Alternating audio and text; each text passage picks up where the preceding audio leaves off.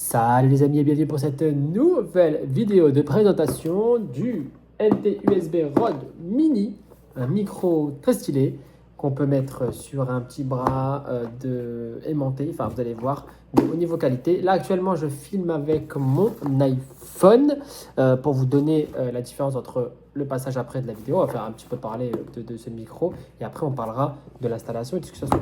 Donc ce micro, moi je l'ai eu sur Vinted à 50 balles. Il vaut à peu près 100 € en moyenne, à part si vous regardez cette vidéo 10 ans après.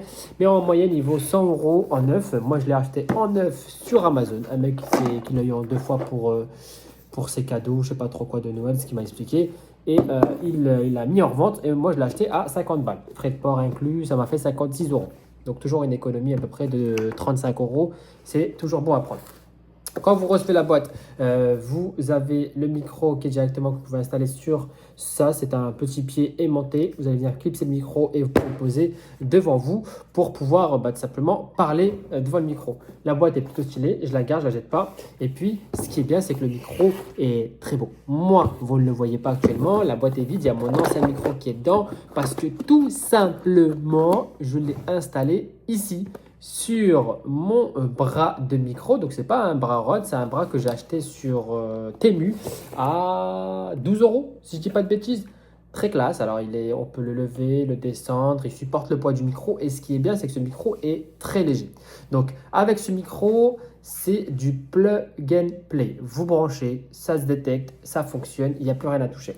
Il n'y a pas 36 millions de boutons, il y a un bouton molette pour augmenter le gain du micro quand vous branchez votre casque par en dessous. C'est une sortie USB type C et honnêtement, vous êtes plutôt tranquille à ce niveau-là.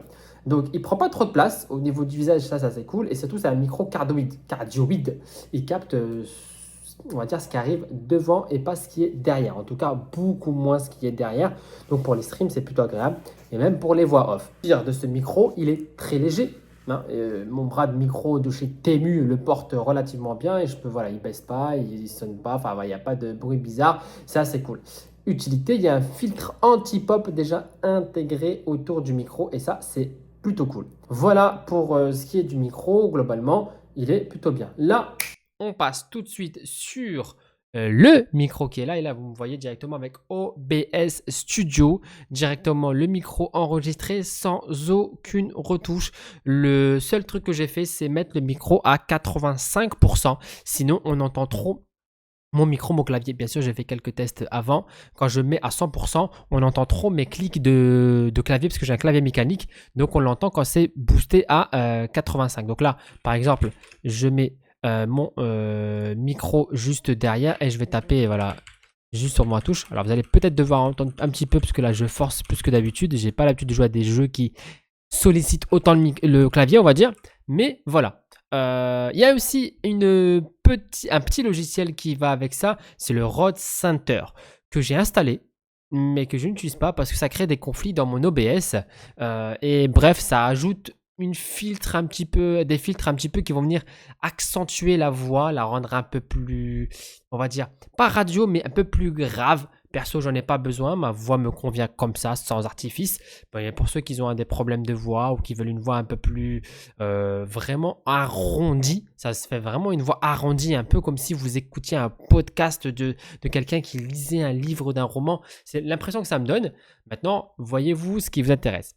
Voilà, par rapport au micro qui est installé sur mon PC, là actuellement le Rode, il est sur OBS, je l'utilise sur OBS bien sûr, et il n'y a aucun filtre d'utiliser, d'accord? Après, vous pouvez rajouter si vous y connaissez, tripoter un petit peu. Je pense qu'il faudrait peut-être rajouter un petit peu de noise gate pour détecter la fermeture et l'ouverture du micro. La suppression de bruit pour vraiment venir englober que votre voix et pas les bruits alentours quand vous faites des streams. Et voilà, c'est les deux effets que je pense que je vais ajouter.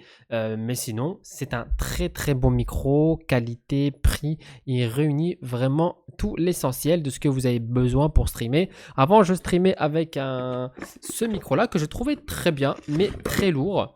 C'est le F-Duc. J'en ai fait une vidéo si vous voulez le voir que j'ai acheté sur Temu.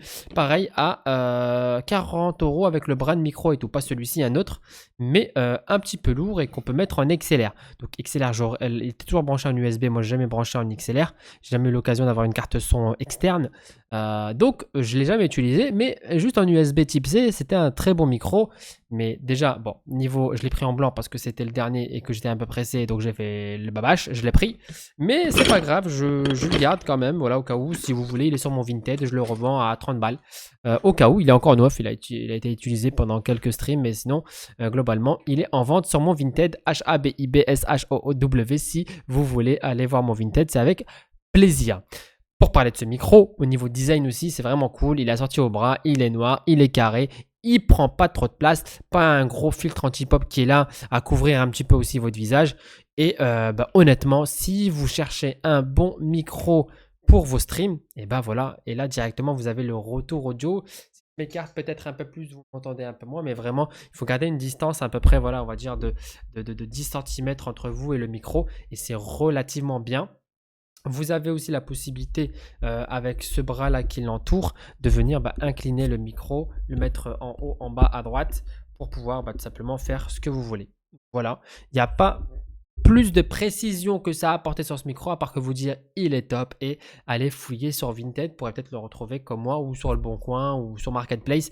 Si vous cherchez ce micro-là, cherchez les bonnes affaires là où elles se trouvent. Honnêtement, c'est une belle affaire que j'ai faite et voilà.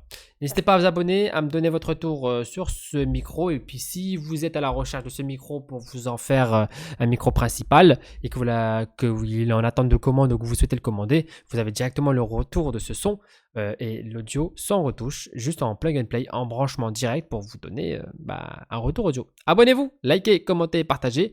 Merci pour vos retours et puis si vous avez besoin de plus d'informations, on se retrouve dans les commentaires. Ciao les amis.